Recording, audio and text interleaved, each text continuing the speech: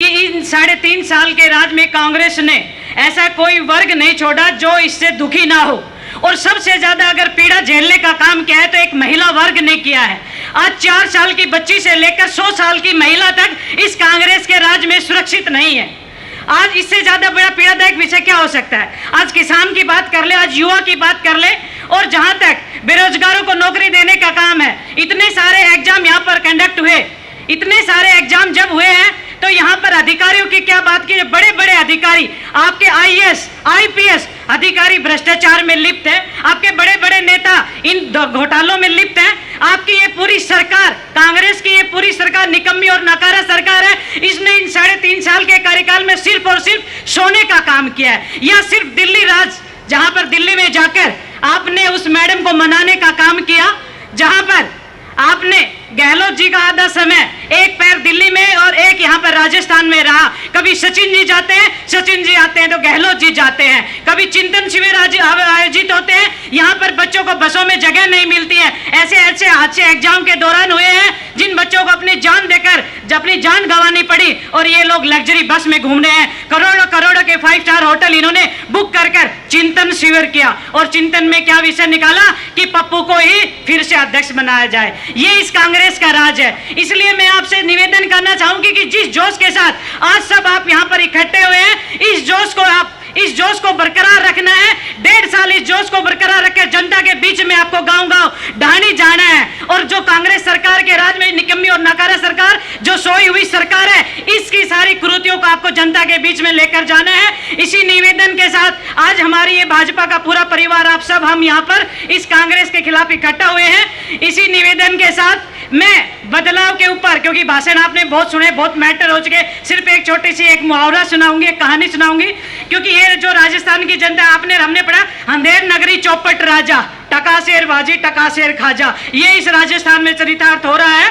और क्योंकि हमने सूरजगढ़ में, हमने सुभाष जी के या संतोष जी के चुनाव में हमने बहुत क्षेत्र में सुना, ये आपके बीच में आज पहली बार बदलाव के ऊपर भाषण सुन के आप बहुत भी बोर भी कहीं ना कहीं हो गए होंगे।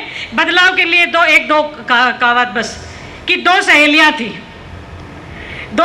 थी, या देसी लैंग्वेज में कि 2 भाईली थी। एक का घराड़ा खो गया, वो अपनी दोस्त ने जाके बोली, बेबे मेरा तो घराड़ा खो गया, चल थाने में रखना, मैं क्या करूं, क्या करना चाहिए भाई, ढूंढ के लाओ।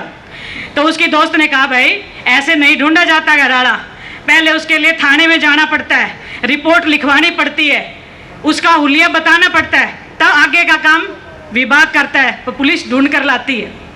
वो गई, बोले मुझे तो नहीं पता थाने में कैसे, बोले चल मैं चलती हूँ तेरे साथ। वो जाके गई तो अब इंस्पेक्टर साहब के पास जाके बोली, मेरा घराड़ा खो गया जी, घराड़ा ढूंढ के लाओ। बोले जी रिपोर्ट लिखवाओ। बोले जी रिपोर्ट मैंने कौन बेरो। बोले बात ये है बेबे, जो तेरे से पूछे जाए उनका आंसर उत्तर देती जाइए। बोले जी ठीक है। सबसे पहले पूछा, बोले जी आपके घराड़े की हाइट कितनी थी? अब जिसका घराड़ा खो गया वो बोले जी जब मैं 7 फुटे था। अब जो साथ गई थी उस बेबे ने सोचा, भाई 5 में भी किमी न किमी कम लग गया था, या बेरा ने 7 फुट बता रही है। वो बेचारी सोच गई, चुप रह गई। दूसरा पूछो, आपका घराड़े का रंग कैसा था? बोले जी मेरा घराड़ा बिल्कुल गोरा चिट्टा जो अंग्रेजा वर्गा था। अब वह जो साथ गई थी उन्होंने फिर सोचा, यार वो तो किमी तवा को भी किमी किमी नीचे लोड़ा लगा तो, या फिर बेरो ना के बता रही है। वह फिर भी बेचारी चुप रह गई। तीसरी बार उसने पूछा, आप ये बताओ आपका घराड़ा क्या पहना करता? बोले जी मेरा घराड़ा तो पूरा जींस टी शर्ट पहना करता। अब जो साथ गई थी उन्होंने सोचो को ना बोल ही दी। उसने सोचा कि ये तो इसका घराड़ा तो फाटा कुर्ता पजामा पहना करती रही, या जींस टी शर्ट बता रही है, उसे रहो ना गयो कहीं देर होगी सोचता सोचता। बोलिए बेबे तू ये बता, मैं इतनी देर से तना सुन रही हूँ, एक भी लक्षण तू ये न कौन बताया जो तेरा घराड़ा का था, सारा का सारा दूसरा बता रही। तो जिसका जवाब था, जिसका घराड़ा खो गया, वो बोली भाई ली बात यह है तो सुन, जो खो गया वो तो खो गया, पर जाना ये ढूंढ के लाए वो तो अच्छो लिया ही ढूंढ के। तो बात ये है, जो टाइम गया वो तो गया। इस सरकार की जो कृति है वो जनता के बीच में आप लेकर जाओ, और जनता को बताओ कि हमारे सेंटर की सरकार के क्या क्या काम है, हमारे माननीय नरेंद्र मोदी जी ने हमारे बीच में क्या काम किए हैं। ये आगे की सारी कार्रवाई, तो ये सारी बातें तो आपको माननीय नरेंद्र जी हमारे विधायक साहब ये बताएंगे।